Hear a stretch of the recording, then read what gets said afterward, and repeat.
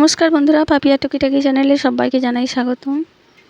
আজ আমি কাঁচা মটরশুঁটি দিয়ে মটর কড়াই দিয়ে ঘুগনি বানিয়ে দেখাবো। তো এইরকমভাবে ঘুগনি বানালে বেশ ভালোই লাগে খেতে। আমরা তো সব সময় শুকনো কড়াইয়েরই ঘুগনি খেয়ে অভ্যস্ত। তো আমার বাড়িতে বেশ কিছু কড়াইশুঁটি ছিল, তো সেগুলো একটু খোসাগুলো পেকে পেকে গেছিলো, সেগুলো ছাড়িয়ে নিয়ে আমি এই ঘুগনির আয়োজন করেছি। তো এখানে আমি পেঁয়াজ, আদা, রসুন, দুটো কাঁচা লঙ্কা, একটা শুকনো লঙ্কা, একটা তেজপাতা, দুটো এলাচ, এক টুকরো দারচিনি এবং দুটো লবঙ্গ দিয়ে মশলা করে নিয়েছি। কড়াতে অল্প পরিমাণে তেল দিয়ে দিলাম, দিয়ে এই যে ছোটো ছোটো করে আমি আলু কেটে রেখেছিলাম, আলুগুলো একটু ভাজা করে নেব।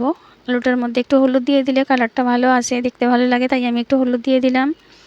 আর একই কড়ার মধ্যে আমি ওই যে কড়াইশুঁটিগুলো ছাড়িয়ে রেখেছিলাম সেগুলো একটু তেলের মধ্যে নাড়াচাড়া করে নিচ্ছি।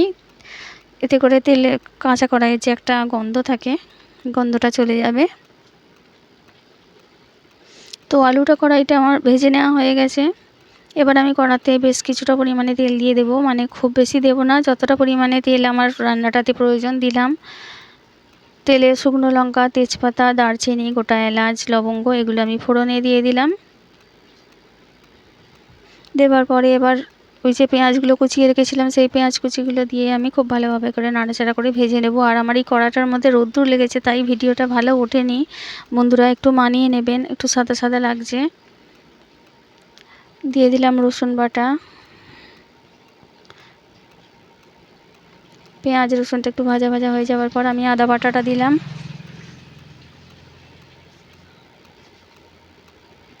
দিয়ে দিচ্ছি জিরে গুঁড়ো, ধনে গুঁড়ো, হলুদ গুঁড়ো, নুন, লঙ্কার গুঁড়োটা দিয়ে দিয়েছি। লঙ্কার গুঁড়োটা আমার ঠিক মিসিং হয়ে গেছে।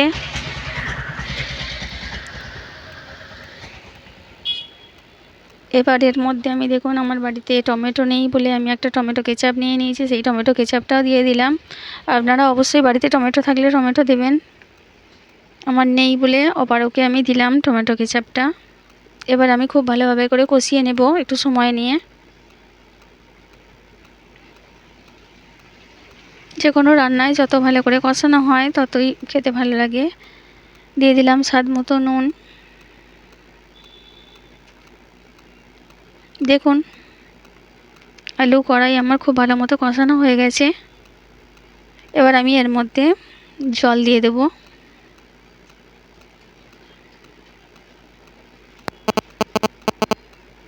আর এই কড়াইগুলো একটু সিদ্ধ হতে সময় নেবে, যেহেতু কড়াইগুলো কাঁচা হলে কী হবে, কচি নয়, একটু পাকলো টাইপের হয়ে গেছে, তাই আমি একটু সময় নিয়ে এটা সিদ্ধ করে নেব।